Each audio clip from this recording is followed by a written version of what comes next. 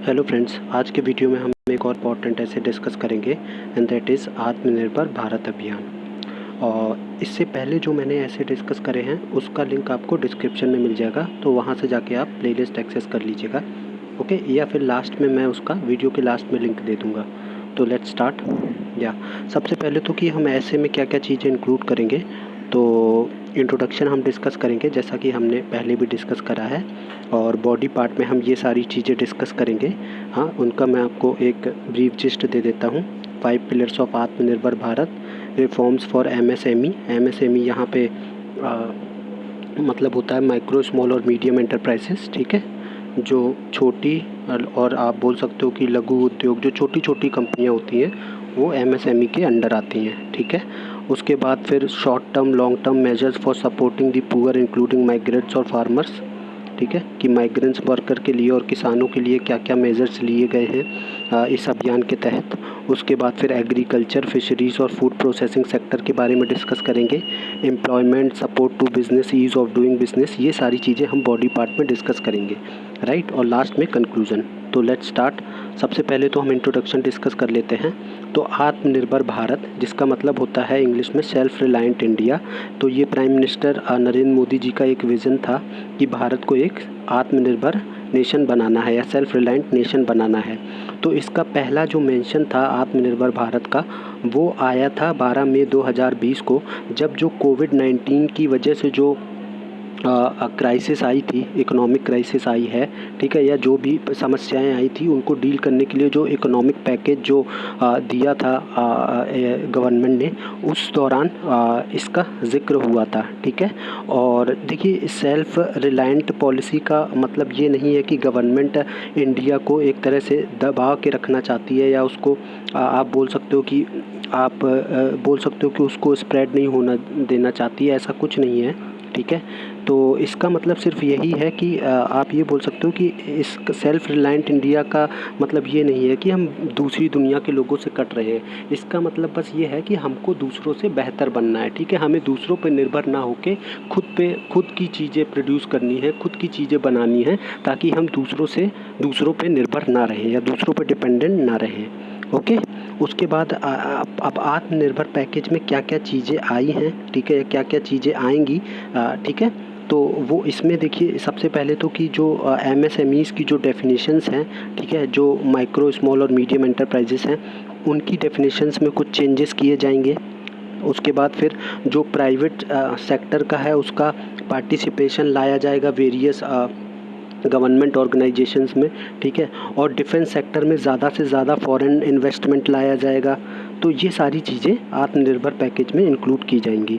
उसके बाद अगर आप एग्जांपल के तौर पे ये देखिए, ये वाला पॉइंट आपको ज़रूर इंक्लूड करना है ऐसे में कि देखिए, जब ये कोविड-19 जो आप बोल सकते हो कि जो चल रहा है पैंडेमिक, उसकी वजह से क्या हुआ था कि इंडिया ने जो पर्सनल प्रोटेक्टिव इक्विपमेंट है, इससे बचने के लिए जो डॉक्टर्स होते हैं, नर्सेस होते हैं, जो पीपीई किट का यूज़ करते हैं, उसका इंडिया ने प्रोडक्शन किया था स्टार्ट, ठीक है, मार्च के अराउंड में। तो उसके बाद देखिए, आप ये बोल सकते हो कि ज़ीरो से स्टार्ट किया था, और अभी आप अगर अभी की बात करें, मई की बात करें, आप मई तक की अगर बात करें, तो 1,50,000 पीसेस पर दिन बन रहे हैं, ठीक है। तो ये एक फ़ाइन एग्जांपल आप कह सकते हो सेल्फ रिलायंट इंडिया का, कि इंडिया पीपीई किट के लिए अब किसी दूसरे देश पे डिपेंडेंट नहीं है, उन्होंने खुद का इस चीज़ का प्रोडक्शन स्टार्ट किया है, ठीक है। तो आप ये बोल सकते हो कि जो इंडिया की जो पीपीई इंडस्ट्री है, वो उसकी वैल्यू अभी करंटली क्या है, 7,000 करोड़, ठीक है। और ये सिर्फ 2 महीने में ऐसा इंडिया ने करके दिखाया है, और ये सेकंड लार्जेस्ट है आफ्टर चाइना। अब बात करते हैं बॉडी पार्ट की, राइट। तो बॉडी पार्ट में हम क्या क्या चीज़ें डिस्कस करेंगे, जैसा कि हमने आपको पहले भी बता दिया था ऐसे स्टार्ट करने से पहले। तो ये सारी चीज़ें आपको, जो ये 5 पिलर्स हैं, रिफॉर्म्स हैं एमएसएमई के लिए, एजुकेशन सेक्टर में क्या रिफॉर्म लेके आएंगे, एग्रीकल्चर सेक्टर में जितने भी जो प्राइमरी, सेकेंडरी और टर्शरी सेक्टर्स हैं, उसमें क्या क्या रिफॉर्म्स लाएंगे ताकि ये इंडिया आत्मनिर्भर बन सके, तो वो सारी चीज़ें आपको बॉडी पार्ट में इंक्लूड करनी है। तो सबसे पहले तो 5 पिलर्स में क्या क्या आएंगी, 5 पिलर्स ऑफ आत्मनिर्भर भारत जो 5 पिलर हैं उसको क्या क्या क्या है वो मैं आपको बताता हूँ। सबसे पहले तो इकोनॉमी, ठीक है, किसी भी देश की इकोनॉमी, ठीक है। उसके बाद इंफ्रास्ट्रक्चर और सिस्टम में वो सारी टेक्नोलॉजी जिससे कि काम को बेहतर बनाया जा सके, जिससे कि प्रोडक्टिविटी बढ़ाई जा सके। तो सिस्टम में आप टेक्नोलॉजी कह सकते हो। डेमोग्राफी क्या होती है, किसी भी पर्टिकुलर एरिया का जो पॉपुलेशन का जो कंपोजिशन होता है उसको आप डेमोग्राफी बोलते हो। फिर डिमांड कि वहाँ पे चीज़ों की डिमांड और कि उस पर्टिकुलर एरिया में डिमांड और सप्लाई की चेन कैसी है, कि मतलब ज़्यादा से ज़्यादा अगर आप डिमांड और सप्लाई की चेन को बैलेंस रखोगे तो इकॉनमी अपने आप बूस्ट होती है। तो अगर अब हम डिस्कस करेंगे शॉर्ट टर्म और लॉन्ग टर्म मेजर्स क्या हैं, जो गरीब लोग हैं या आप माइग्रेंट्स बोल सकते हो या किसान लोग हैं, उनके लिए जो शॉर्ट टर्म या लॉन्ग टर्म मेजर्स हैं वो क्या क्या लिए गए हैं इस पैकेज के थ्रू या अभियान के थ्रू। तो free food grain supply for to migrants for 2 महीने फॉर 2 मंथ्स, ठीक है, 2 महीने के लिए जो आप बोल सकते हो कि इनके लिए जो माइग्रेंट वर्कर हैं उनके लिए grain supply, free food grain supply, ठीक है। ज़्यादा से ज़्यादा टेक्नोलॉजी का इस्तेमाल करना ताकि क्या हो कि और वन नेशन वन कार्ड का सिस्टम ला सकें। उससे क्या होगा कि लोगों को इधर उधर नहीं भटकना पड़ेगा, गरीब लोगों को राशन के लिए, ठीक है। अब वो कहीं भी किसी भी देश के कोने में है अपना राशन कलेक्ट कर सकते हैं। वन नेशन वन कार्ड का यही कंसेप्ट है, one nation one ration card का, राइट। उसके बाद जो रेंटल, अभी क्या है कि पैंडमिक जो ये कोरोना पैंडमिक की सिचुएशन है, इसकी वजह से क्या हुआ है कि कई लोग अपने जहाँ पे काम कर रहे थे वो जगह छोड़ के अपने घर वापस आ गए हैं, लेकिन अभी भी उनको अब उनके पास जॉब नहीं है या एम्प्लॉयमेंट नहीं है, फिर भी उन्हें रेंट चुकाना पड़ रहा है, ठीक है, इस तरीके से। तो इसके रिगार्डिंग भी बहुत सारी चीज़ें गवर्नमेंट लेके आई है, बहुत सारे रिफॉर्म्स और स्कीम लेके आई है कि अफोर्डेबल रेंटल हाउसिंग कॉम्प्लेक्सेस, ठीक है, कि लोगों के आप बोल सकते हो कि जो लोग अफोर्ड कर पाएँ उस तरह के हाउसिंग प्रोजेक्ट लेके आएँ, ठीक है, कॉम्प्लेक्सेस बनवाएं। और उसके बाद 2% इंटरेस्ट सबवेंशन, ये देखिए इंपॉर्टेंट पॉइंट है, 2% interest subvention for 12 months for Shishu Mudra loanees, relief of 1500 crore. तो आप ये बोल सकते हो कि अगर जो शिशु मुद्रा स्कीम के तहत जो लोग लोन ले रहे हैं उनको आप बोल सकते हो कि उन सबको मिला के 1500 करोड़ की छूट दी जाएगी। और कैसे कि भारत सरकार उसमें 2% इंटरेस्ट कंट्रीब्यूट करेगी। और उसके बाद 5000 crore credit facility for street vendors, ये बहुत इंपॉर्टेंट पॉइंट है। और जो हाउसिंग सेक्टर और जो मिडिल इनकम ग्रुप के लोग हैं उनको जो प्रधानमंत्री आवास योजना के तहत उनको 70,000 करोड़ का बूस्ट दिया गया है। उसके बाद जो नाबार्ड बैंक होती है, जो एग्रीकल्चर सेक्टर को, गांव में जो एग्रीकल्चर होता है, ठीक है, उनसे रिलेटेड जो बैंक होती है उसको नाबार्ड बोलते हैं, ठीक है। तो उस बैंक के लिए 30,000 करोड़ की एडिशनल इमरजेंसी कैपिटल अलॉट करी गई है इस अभियान के तहत। उसके बाद 2 लाख करोड़ क्रेडिट फार्मर्स के लिए, मतलब आप बोल सकते हो कि 2 लाख करोड़ जो रुपए है वो उनके लिए पैकेज दिया गया है। किनके लिए? किसान क्रेडिट कार्ड जो स्कीम चलाई है गवर्नमेंट ने, तो उनके लिए भी इतना रुपए सैंक्शन किया गया है इस अभियान के तहत। उसके बाद रिफॉर्म्स फॉर एमएसएमई। देखिए एमएसएमई क्या होता है, माइक्रो स्मॉल और मीडियम एंटरप्राइजेज, जो छोटी जो कंपनियां होती हैं, बहुत बड़े लेवल की कंपनियां ना होके, जो बहुत सारे नेशंस में नहीं फैली हैं, कि एक पर्टिकुलर रीजन या किसी पर्टिकुलर स्टेट या पर्टिकुलर डिस्ट्रिक्ट में जो छोटी छोटी कंपनियां होती हैं वो क्या करती हैं, वो लोकल लोगों को बहुत ज़्यादा एम्प्लॉयमेंट देती हैं, ठीक है। तो इससे क्या है कि आप बोल सकते हो कि उन पे अगर कोई फाइनेंस की अगर उन्हें कोई कमी आ रही है या उनको लोन लेने में कोई दिक्कत हो रही है, ठीक है, तो वो सारी चीज़ें अब बहुत आराम से होगी। तो ये बहुत सारे रिफॉर्म्स उस सेक्टर में लेके आए हैं। देखिए सबसे ज़्यादा फोकस जो आत्मनिर्भर पैकेज में किया गया है वो एमएसएमई पे किया गया है, ताकि एक तरह से आप ये बोल सको कि इंडिया है जो अब प्रोडक्शन हब बन पाए, खुद की चीज़ें प्रोड्यूस कर पाए। तो इसमें क्या होगा कि जितनी भी छोटी बड़ी और मीडियम लेवल की कंपनीज़ हैं उनको गवर्नमेंट बूस्ट करे। अगर उनके पास थोड़ी पैसे की कमी है तो उनमें पैसा लगा के गवर्नमेंट इन्वेस्ट करके उनका, आप बोल सकते हो कि उनकी कंपनी को बढ़ावा दे, ठीक है, जिससे कि ज़्यादा से ज़्यादा इंडिया में चीज़ें आप बोल सकते हो प्रोड्यूस हो सके। तो जैसा कि मैंने आपको बताया था कि जो एमएसएमई सेक्टर है वो second largest employment generating sector है इंडिया में, ठीक है। तो इस तरीके से जितना भी लेबर ग्रुप है उनको काफ़ी हेल्प मिलेगी।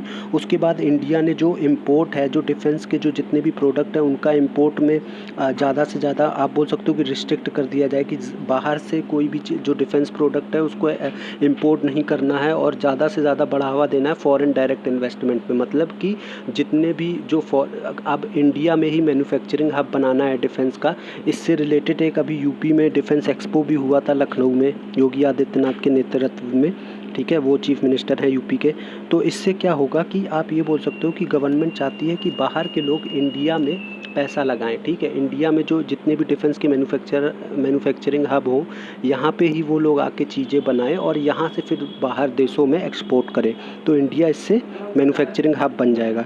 तो डिफेंस में जो फॉरेन डायरेक्टमेंट एफडीआई का जो आप बोल सकते हो जो बात की गई है वो 49% से 74% तक, 49% से 74% तक आप बोल सकते हो बढ़ा दी गई है, ताकि इससे कि जो प्रोडक्शन है ऑर्डिनेंस फैक्ट्री में उसको ज़्यादा से ज़्यादा बढ़ावा मिले। उसके बाद 50,000 करोड़ का जो आप बोल सकते हो लिक्विडिटी वो दी गई है टीडीएस और टीसीएस डिडक्शंस में, ठीक है।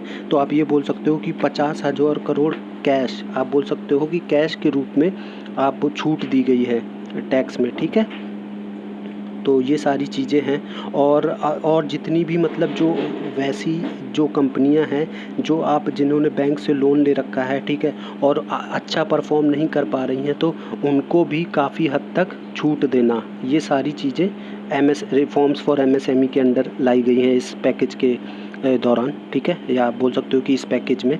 उसके बाद अब एग्रीकल्चर, फिशरीज़ और फूड प्रोसेसिंग सेक्टर्स की बात करें कि इसमें क्या क्या रिफॉर्म्स लाने की ज़रूरत है ताकि इंडिया सेल्फ रिलायंट बन सके। तो इसके लिए गवर्नमेंट ने जो इकोनॉमिक पैकेज दिया है, या जो जो कहाँ कहाँ कितना रुपए आप बोल सकते हो कि लगाया है, या कितने रुपए का आप बोल सकते हो कि पैकेज का ऐलान किया है, वो सारी चीज़ें आपको इंक्लूड करनी है इसमें। तो 1,00,000 करोड़ जो एग्रीकल्चर से रिलेटेड जो इंफ्रास्ट्रक्चर है उसके लिए, 10,000 करोड़ स्कीम की जो जितनी भी माइक्रो फूड एंटरप्राइजेस हैं, ठीक है, जो कंपनियां फूड को आप बोल सकते हो बनाने का काम करती हैं, जो छोटी कंपनियां हैं उनके लिए 10,000 करोड़ का पैकेज है। 20,000 करोड़ का पैकेज है मछुआरों के लिए प्रधानमंत्री मत्स्य संपदा योजना के तहत।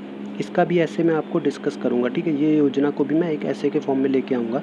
उसके बाद national animal disease control programme, ठीक है, एनिमल हस्बेंड्री के लिए जो इंफ्रास्ट्रक्चर है उसके लिए 15,000 करोड़ का फंड, हर्बल कल्टीवेशन के लिए 4,000 करोड़ का फंड, बी कीपिंग इनिशिएटिव के लिए 500 करोड़ का फंड। तो ये सारी चीज़ें आपको इंक्लूड करनी होंगी, ठीक है। और सबसे इम्पॉर्टेंट बात की जो इंटर स्टेट जो ट्रेड हो सके उसको बहुत स्मूथली कैसे किया जा सके, उनमें रिफॉर्म्स लाने की ज़रूरत है। तो ये सारी चीज़ें ही जब हो पाएंगी तभी इंडिया सेल्फ डिपेंडेंट बन पाएगा। उसके बाद जो सबसे लास्ट वो है स्लाइड, इसमें हम डिस्कस करेंगे कि कैसे जो एम्प्लॉयमेंट जनरेट की जाए, ठीक है, जो बिजनेसेस चल रहे हैं उनको कैसे सपोर्ट किया जाए, या ज़्यादा से ज़्यादा ऐसे रिफॉर्म्स लाए जा सकें कि जल्दी से जल्दी एफडीआई हो सके, बाहर की कंपनियां आके भारत में निवेश कर सकें इस तरीके से। तो इसके तहत क्या किया गया है कि 40,000 करोड़ का आप बोल सकते हो कि जो मनरेगाज हैं उनमें उन 40,000 करोड़ का फंड उनको अलॉट किया गया है ताकि वो ज़्यादा से ज़्यादा जो रूरल एरिया हैं वहाँ पे एम्प्लॉयमेंट लोगों को दे सकें। और जो पब्लिक एक्सपेंडिचर ऑन हेल्थ है उस पे भी आप बोल सकते हो कि उनका भी जो पहले जो एलोकेशन होता था फंड का उसको भी बढ़ा दिया गया है ताकि ज़्यादा से ज़्यादा अच्छे इंस्टीट्यूशन, हेल्थ इंस्टीट्यूशन सेटअप हो पाएँ, ठीक है, ये सारी चीज़ें। और ease of doing business for corporate, जो कॉरपोरेट सेक्टर है, ठीक है, या जो सर्विस सेक्टर है इंडिया का, उनमें की रिफॉर्म्स लाने की ज़रूरत है कि अगर उनको कोई चीज़ लेनी है, कहीं पे ज़मीन ख़रीदनी है या कोई सर्विस किसी को प्रोवाइड करनी है तो उनकी बातें सुनी जाएं, उन पे गवर्नमेंट बर्डन ना डाले कि आपको ये टैक्स पे करना है, आपको ये डॉक्यूमेंट लाना है। तो ज़्यादा से ज़्यादा इसके लिए एक ऑनलाइन प्लेटफॉर्म आए, वो चीज़ एप्लीकेशन सबमिट करें और जल्दी प्रोसेस हो जाए, तो मतलब एक तरह से उनको दिक्कत ना हो ज़्यादा, ठीक है, कोई चीज़ इम्प्लीमेंट करने में। उसके बाद सेंटर ने ये भी डिसाइड किया है कि जो स्टेट्स की जो बोरोइंग लिमिट है उसको 3 से 5% तक कर दी जाए फॉर 2020 से 1 साल के लिए। तो इससे क्या होगा कि आप बोल सकते हो कि जो स्टेट्स हैं उनको काफ़ी रियायत मिलेगी, तो ये सारी चीज़ें आपको लिखनी पड़ेंगी। अब एजुकेशन सेक्टर में क्या क्या रिफॉर्म्स लाने की ज़रूरत है, तो और क्या क्या रिफॉर्म्स आए हैं। तो एक आप बोल सकते हो कि प्राइम मिनिस्टर ई विद्या करके एक पोर्टल लॉन्च किया गया है, जिससे कि जितने भी डिजिटल ऑनलाइन और ऑन एयर एजुकेशन है उसको सारे आप बोल सकते हो कि एक जगह पे लेके आए हैं। उसके बाद क्या इससे होगा क्या कि लोग मतलब कहीं से भी बहुत सारे स्टडी मटेरियल्स स्टूडेंट्स हैं एक्सेस कर पाएंगे। अब दीक्षा जो कंसेप्ट है या दीक्षा जो योजना है, one nation one digital platform, इसका मतलब ये है कि आप डिजिटली एक जगह पे आपको जाना है, ये किसी गवर्नमेंट की जैसे ई विद्या करके जो पोर्टल है वहाँ पे जाना है, वहाँ पे आपको हर चीज़ आपके पढ़ाई से रिलेटेड मिल जाएगी। ठीक है, तो इस तरीके से। उसके बाद एक टीवी चैनल हो, मतलब एक वन क्लास वन चैनल का मतलब ये है कि हर क्लास के लिए एक डेडिकेटेड चैनल होगा, टीवी चैनल होगा, जैसे क्लासेस 1 to 12 जो उससे रिलेटेड पढ़ाई प्रोवाइड कर सकेंगे या एजुकेशनल मटेरियल दे पाएंगे लोगों को। ठीक है, उसके बाद Swayam online courses in MOOCs format, Swayam online courses in MOOCs format for school and higher education. MOOCs format का मतलब होता है कि ऑनलाइन एजुकेशन, ठीक है, कि available of study. MOOCs format का मतलब होता है कि जब आपको फ्री में कंटेंट प्रोवाइड किया जाता है, आपको पैसे नहीं चार्ज किए जाते हैं किसी चीज़ के लिए, उसको आप मूक्स बोलोगे। IIT पल करके एक स्कीम चलाई है गवर्नमेंट ने। उसके बाद CBSE शिक्षा वाणी पॉडकास्ट करके चलाया है, तो रेडियो के थ्रू भी स्टूडेंट कनेक्ट हो सकते हैं।